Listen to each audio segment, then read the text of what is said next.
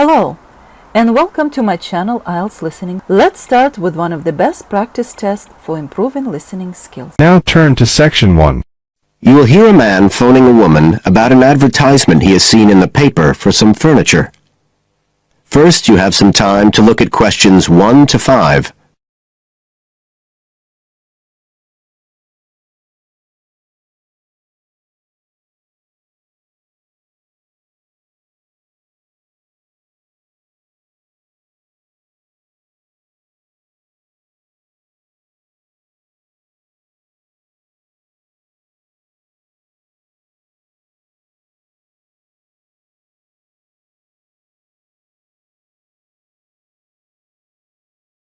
You will not hear the recording a second time.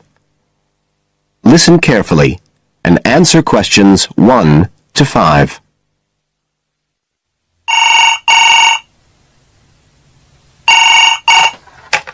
Hello? Oh, hello.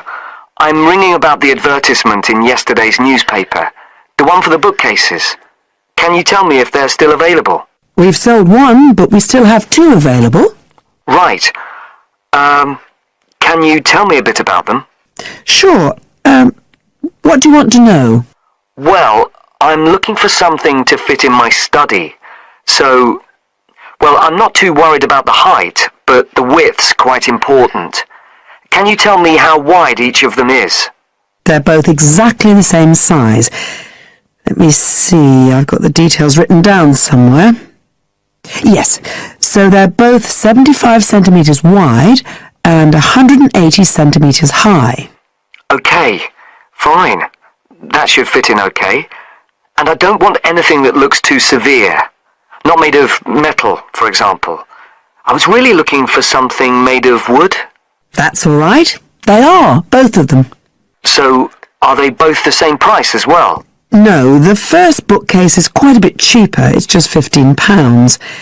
We paid £60 for it just 5 years ago, so it's very good value. It's in perfectly good condition. Well, they're both in very good condition, in fact. But the first one isn't the same quality as the other one. It's a good sturdy bookcase. It used to be in my son's room, but it could do with a fresh coat of paint. Oh, it's painted. Yes, it's cream at present. But as I say, you could easily change that if you wanted, to fit in with your colour scheme. Yes, I'd probably paint it white if I got it. Let's see, what else? Oh, how many shelves has it got? 6. 2 of them are fixed, and the other 4 are adjustable, so you can shift them up and down according to the sizes of your books. Right, fine. Well, that certainly sounds like a possibility. Before you hear the rest of the conversation, you have some time to look at questions 6 to 10.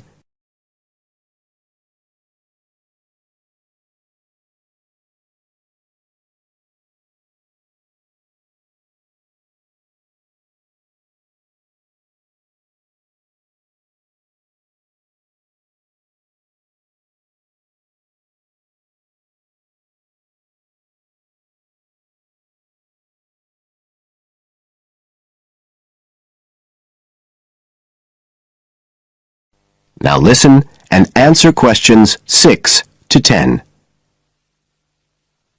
But the second one's a lovely bookcase too. That's not painted, it's just the natural wood colour, dark brown. It was my grandmother's, and I think she bought it sometime in the 1930s, so I'd say it must be getting on for 80 years old, so it's very good quality. They don't make them like that nowadays. And you said it's the same dimensions as the first one? Yes, and it's got the 6 shelves, but it also has a cupboard at the bottom that's really useful for keeping odds and ends in. Right. Oh, and I nearly forgot to say, the other thing about it is it's got glass doors, so the books are all kept out of the dust. So it's really good value for the money. I'm really sorry to be selling it, but we just don't have the room for it. So what are you asking for that one? £95. It's quite a bit more, but it's a lovely piece of furniture. A real heirloom. Yes. All the same, it's a lot more than I wanted to pay. I didn't really want to go above 30 or 40. Anyway, the first one sounds fine for what I need. Just as you like. So, is it all right if I come round and have a look this evening? Then, if it's okay, I can take it away with me. Of course. So you'll be coming by car, will you? I've got a friend with a van, so I'll get him to bring me round. If you can just give me the details of where you live. Sure. I'm Mrs. Blake. B-L-A-K-E. That's right. And the address is 41 Oak Rise. That's in Stanton. Okay, so I'll be coming from the town centre. Can you give me an idea of where you are? Yes. You know the road that goes out towards the university? Yes. Well, you take that road, and you go on till you get to a roundabout. Go straight on, then Oak Rise is the first road to the right.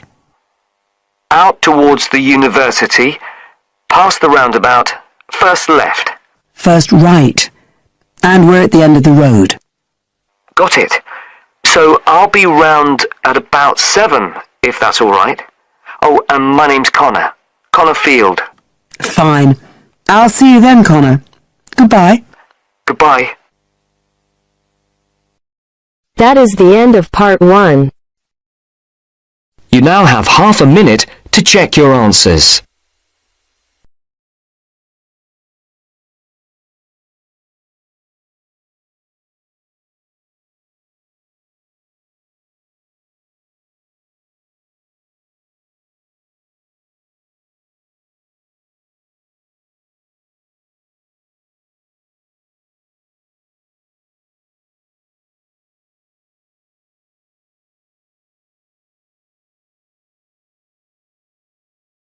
Now turns to part 2. Part 2. You'll hear someone talking to a group of university students. First, you have some time to look at questions 11 to 17.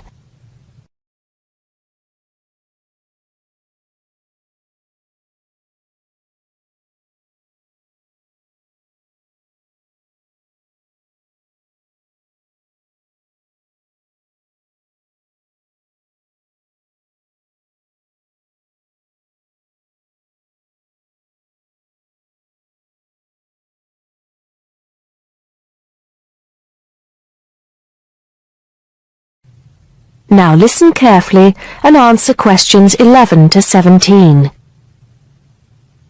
Good morning, everybody, and welcome to Upton University. I hope you are settling in and beginning to find your way around. I know how confusing it can be when you start life at university, and that's why we have Freshers Week to help you find your feet. Before I go any further, I should perhaps introduce myself. My name is Sally Jackson, and I am the Secretary of the Students' Union, which has organized this week of events for you. You will usually find me in the office on the first floor of this building when I'm not attending lectures. Anyway, down to business.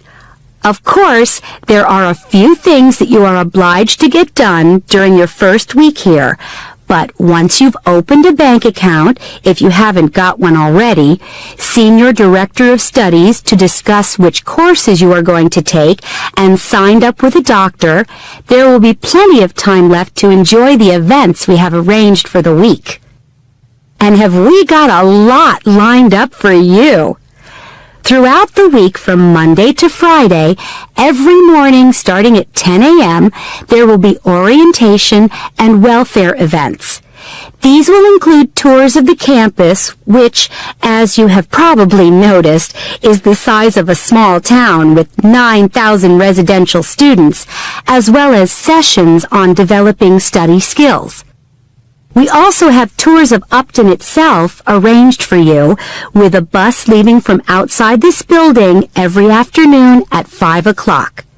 There are a number of interesting things to do and see in and around Upton, so you can expect visits to the castle and museum as well as the popular Ghost Walk.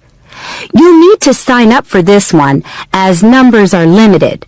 Just put your name on the list on the notice board in the entrance lobby. An important event is scheduled for Monday. That's the day after tomorrow, when we will be holding the academic fair. This is an opportunity for you to speak to students and academic staff about the courses that are on offer. The academic fair starts at 1 o'clock, by the way. There are a couple of other fairs that I think will interest you. First of all, we have the Societies Fair on Tuesday the 16th, which I think is an absolute must. You might not believe it, but the university has over 150 societies and sports clubs you can sign up for, so you are sure to find something of interest to you. That also starts at 1 o'clock, and it will be here in the Union Building. Also in this building is the Trade Fair on Wednesday from 2 until 5 in the afternoon. This one might sound a bit strange because you will find a load of banks and other businesses here trying to get your custom. You will find plenty of bargains and, best of all, a lot of the businesses give away stuff for free. Before you hear the rest of the talk, you have some time to look at questions 18 to 20.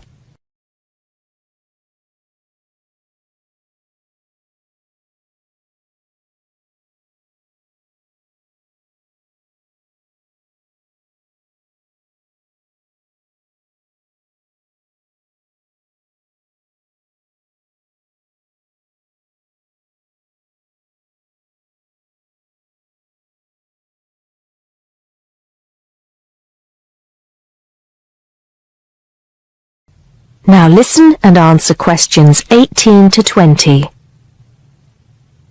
We've also got a great entertainment program lined up for you, starting tonight with our welcoming party. We have a top band lined up for your entertainment, but I'm not allowed to say who they are. All I can say is that I am sure you will not be disappointed. So come along to Blackmore Hall at 9 o'clock this evening to get your university experience off to a flying start. Just one point. I'm afraid this event is limited to freshers only. Because of space restrictions, you can't bring a friend tonight. Sorry about that. There's more fun and games on Monday in the Cotswold Theater here on campus. We have booked two of the cleverest comedians in the country, Paul Frazier and Jenny Brown, for a 3-hour show. Paul has assured us that he and Jenny have packed the show with new material, and as they always get rave reviews for their shows, I think we can look forward to an evening of great entertainment. That's in the Cotswold Theater on Monday evening at 7:30. Moving along a bit, on Thursday there is an important date for your diaries. This is the official Freshers Opening Ceremony, when the Dean welcomes you to Upton University. So remember, Thursday the 18th from 2:30 to 3:30 in Blackmore Hall. You certainly should go to this one, and by the way, light refreshments will be available. At the end of the week, on Saturday, you have the chance to dress up in your smartest evening wear for the official Freshers' Ball. Actually, although it's called a ball, it is quite a relaxed affair, so we are more than happy if you turn up wearing jeans and a t-shirt. The important thing is to relax and enjoy yourselves. Time and place are the same as for this evening's party. Blackmore Hall from 9 in the evening to 3 o'clock in the morning. Right. I think I've covered the most important and exciting events we have lined up for you, but there will be plenty of other things going on throughout the week, so remember to check the notice board in the entrance lobby regularly. Enjoy the rest of the day, and I look forward to meeting as many of you as possible this evening at the welcoming party. That is the end of part 2. You now have half a minute to check your answers.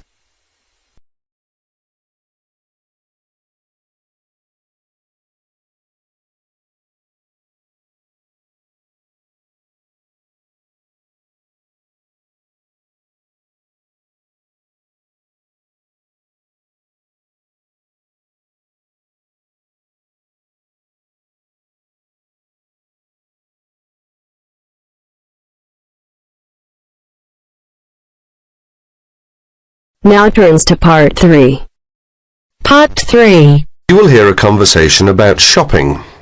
Masahiro is an international student who has just arrived from Japan, and Anna and Will are doing some shopping with him. You have some time to read questions 21 to 26 first.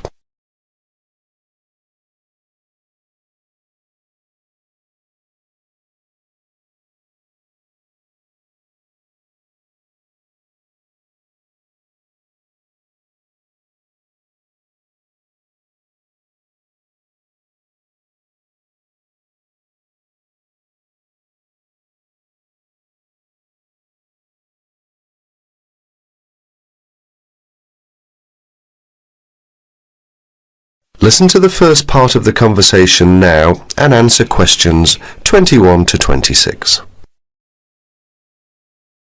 Here we are, guys. I'm going to stop by Bergner's first. I might just get lucky today. Who knows? Some of their dresses might be on sale. Bergner's? It's a fairly well-known department store, sort of like Penny's. They've got some quality stuff. Do you want to check it out? Why not? I need to get something for Lisa's birthday. She's into name brands. Any suggestions? A Gucci handbag or a Calvin Klein t-shirt might be nice. Designer perfume is another option. Which reminds me, I have a 15% discount coupon for Learners and Pennies.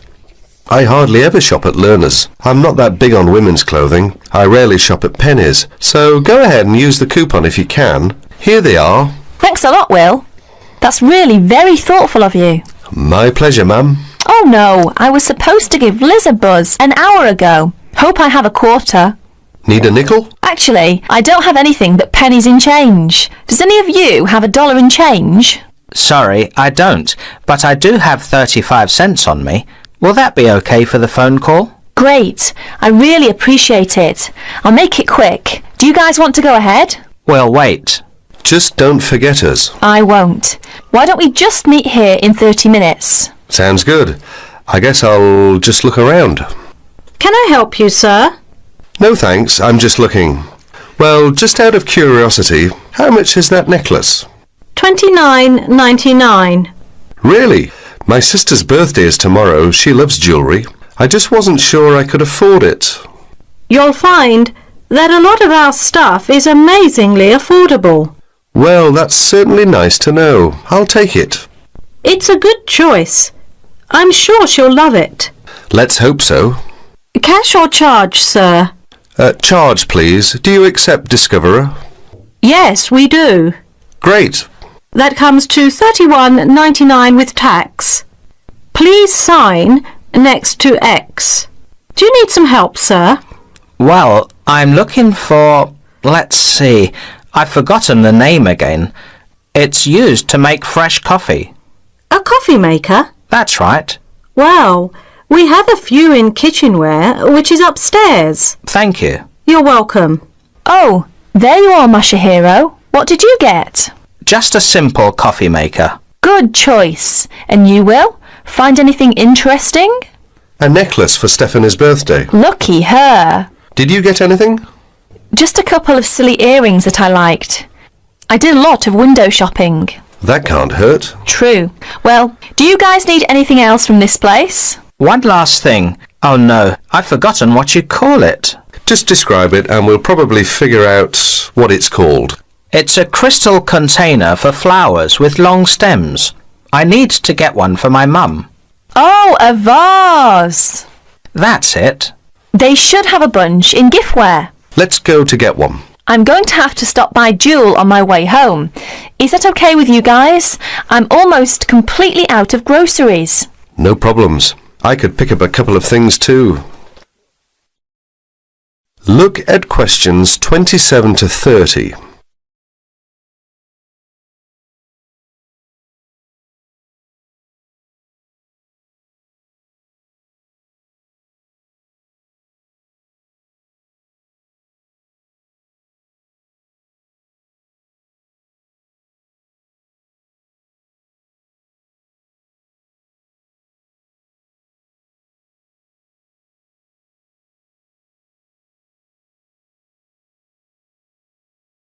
Now you will hear the rest of the conversation. As you listen, answer questions number 27 to 30. Hi, Masahiro. How's it going? Fine, I guess. How about you? Busy? Guess who's coming our way? Hi guys, what's up? Nothing much. We just ran into each other. That's nice. So, Mashiro, how's the coffee maker working? Actually, it doesn't work well. It was a waste of money. I guess I should have shopped around for a good one. Why don't you take it back? I'd like to, but I've misplaced the receipt. Well, if it's any consolation, my shopping wasn't all that great either. I wish I'd never bought Stephanie a necklace. Just last night she was telling me how she wished she had Liz Taylor's new perfume.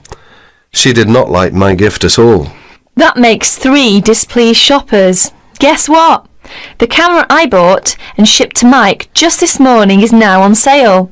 It's a pity that I bought it then. Then again, I guess I shouldn't complain. It was a good buy, even though I didn't get the best deal on it. Anyway, Masahiro, I suggest you look for that receipt and just go to the complaints department and say, I'd like to exchange this, please. It's as simple as that. And Will, it's not too late for you to ask for a refund. That is the end of part 3.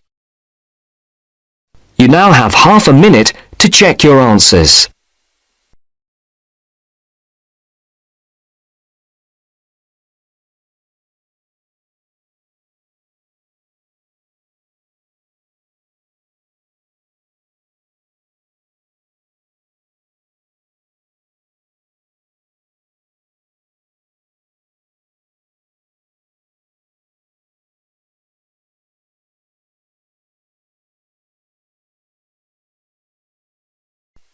Now turns to part 4. Part 4. You are going to hear a lecture about the geographic information about Australia. You now have some time to read questions 31 to 40.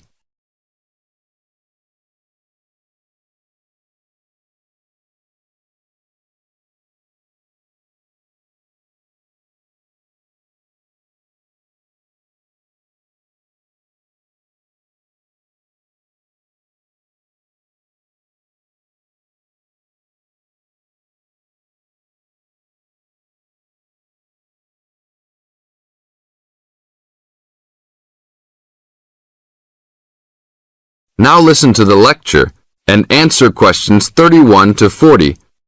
Good morning, everybody. We'll continue to look at Australia, and today look at one of its greatest natural challenges, water for the agricultural sector. As the only nation to occupy an entire continent, Australia has a unique environment, with much of it very flat and dry. One notable feature of the Australian continent is that it is the lowest of the continents. The average elevation is less than 300 metres, compared with the world's mean of 700 metres, and its highest mountain is only 2,228 metres, so it is overall a very flat country. It is also dry. In fact, Australia is the driest, after Antarctica, of the continents. Yet Australia has extremes of climate and topography. There are rainforests and vast plains in the north, snowfields in the southeast, deserts in the centre, and fertile croplands in the east, south and southwest. And Australia contains some of the wettest areas on Earth. In western Tasmania and on the northern Queensland coast, but half of the continent has an annual rainfall of less than 300 millimetres each year, and only 20% has more than 600 millimetres each year. A major problem is that the limited water resources do not match up with where water is consumed. The major water resources are in northern Australia and Tasmania, whereas most of the agriculture and people are in southeastern mainland Australia. The agricultural sector is the largest consumer of both self-extracted and main-supplied water, using over 70% of total net water consumption. Electricity and gas supply, and water, sewerage and drainage services use notable amounts of self-extracted water. However, net consumption in the household sector is the lowest, just 8% of total net water used.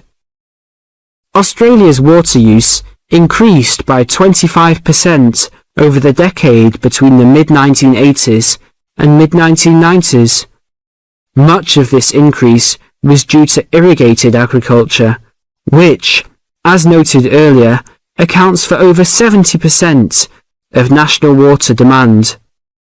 Since the mid-1990s, the growth and profitability of irrigated agriculture has outstripped the dryland agriculture sector. Irrigated commodities contributed almost a third of total farm exports in the mid-1990s. The results of a special government report in 2000 showed that if today's water use arrangements continue, the water needs of the rural industries will outstrip water availability by about 2020. Irrigated agriculture, Australia's major water-using sector, would be seriously affected by the shortfall. And although groundwater underlies large areas of Australia, it accounts for only 4% of water use. So, clearly, apart from water for households, which mainly comes from dams or rivers, it is the rural sector where efforts towards water conservation are particularly directed. In this sector, the largest consumers of water are the meat and wool industries. One of the major problems in considering sustainable agriculture is the large amounts of irrigated water used to produce these products. Some of the crops, such as wheat, maize, and soybeans, also use a lot of water.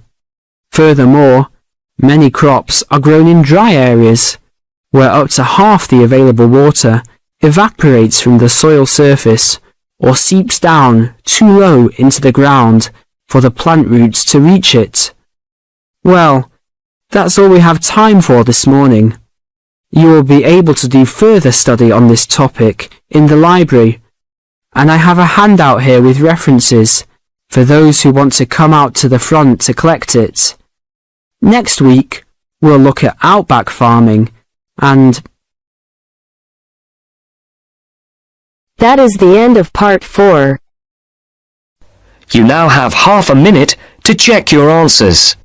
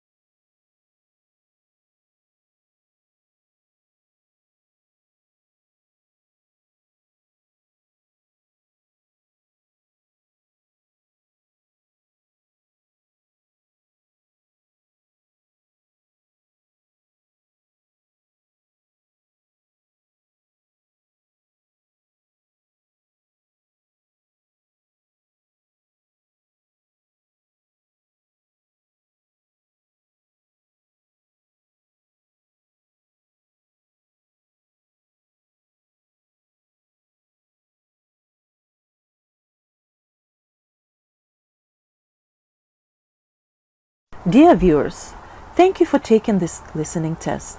Please let me know about your score in the comments section below. Keep on practicing. It's the only way to be successful. We are planning to upload more IELTS helpful videos. Please subscribe to our channel, IELTS Listening. Thank you.